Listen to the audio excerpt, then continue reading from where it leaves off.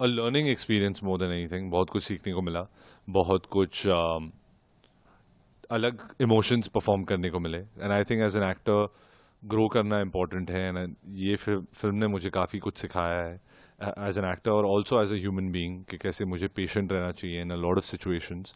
Because हमने ये film जो है रियल लोकेशंस में शूट की है 1.5 साल तक। एंड आज के टाइम में मुंबई में रियल लोकेशन में शूट करना बहुत मुश्किल हो जाता है। तो वो एक बहुत बड़ा चैलेंज था, बिकॉज एज एन एक्टर मुझे इमोशनली अपने आप को इंटैक्ट रखना पड़ा in for the scenes, because emotional scenes में करता था रोड पे, बट वहाँ पे रीटेक्स करने पड़े क्योंकि कोई गाड़ी आ गई पीछे या कोई बंदा पीछे बैकग्राउंड में देख के हंस रहा है। तो यू हैव टू डू दो scenes again and again. And and also weather आपका साथ नहीं दे रहा, तो आपको वो भी अडाप्ट करना है। कभी कभी कोई बीएमसी वाले आके शूटिंग उन्होंने रोक दी, तो आपको वापस सेट पे अगले दूसरे दिन आकर फिर वो इमोशन या सीन रिपीट करना है। So it was very very tiring, very very difficult, but very a very very good learning process. ये जो फिल्म है ये दर्शाता है प्यार और दोस्ती को। आप अपनी जिंदगी में प्यार और दोस्ती को किस नजरिए से देखते हैं? आई थिंक प्यार जो है वो दोस्ती का एक बहुत अहम हिस्सा है। एंड अगर आप ये सवाल पूछ रहे हैं तो ऑब्वियसली लोग यही रिप्लाई करते होंगे प्यार दोस्ती है। But I think more than anything दोस्ती निभाना इम्पॉर्टेंट होता है, क्योंकि प्यार तो हो सकता है लेकिन अगर आप वो दिखा नहीं रहे या उसे आपके एक्शंस वैसे बोल नहीं रहे तो कोई फ़र्क नहीं पड़ता। So I think you have to sacrifice, you have to be patient, you have to be understanding, and of course प्यार तो होता ही है। बट आई थिंक ये दो इमोशन है जो हाथ हैंड इन हैंड जाते हैं एक साथ।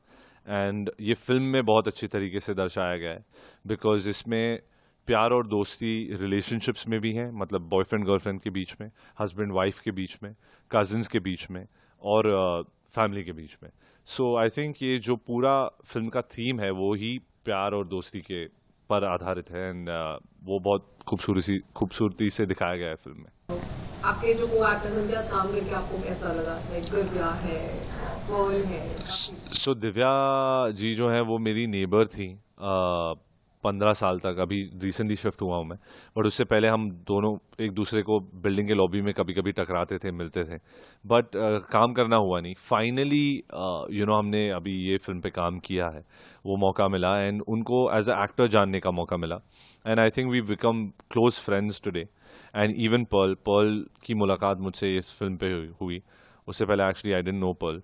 एंड पर्ल और मैं एक्चुअली काफ़ी करीबी दोस्त बन गए इस फिल्म में। एंड वो दोस्ती जो है वो ट्रांसलेट होकर स्क्रीन पर भी आ रही है और लोगों को अच्छा लग रहा है। And I think that's what our film is about at the end of the day, Yaariyan. तो हमारी जो तीनों की यारियाँ हैं वो फिल्म में आपको दिखेगी।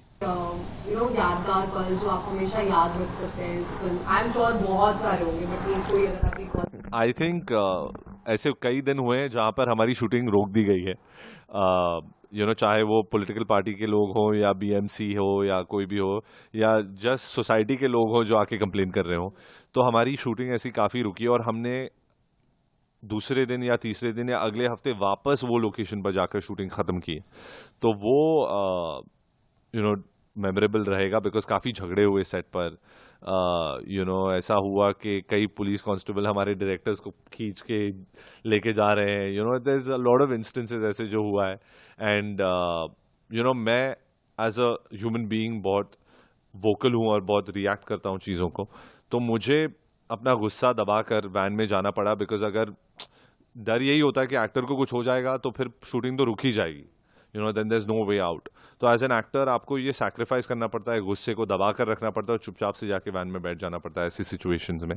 बट बहुत सारी लर्निंग एक्सपीरियंसेस हुए। एंड लाइक आई सेड कि इमोशनली ड्रेन हो जाता है इंसान, फिर वापस आकर वो इमोशन रिपीट करना, वो सीन वापस दोहराना, तो वो डिफिकल्ट हो गया था। But these memories also make you a better human being and a better actor.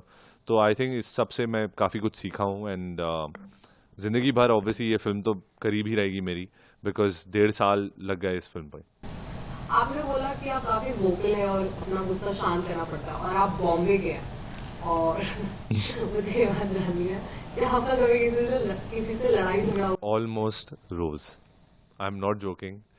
अगर मैं रोड पे ड्राइव कर रहा हूँ या अगर मैं गाड़ी में भी बैठा हूँ मेरे ड्राइवर के साथ, तो road rage is a very very important part of my life.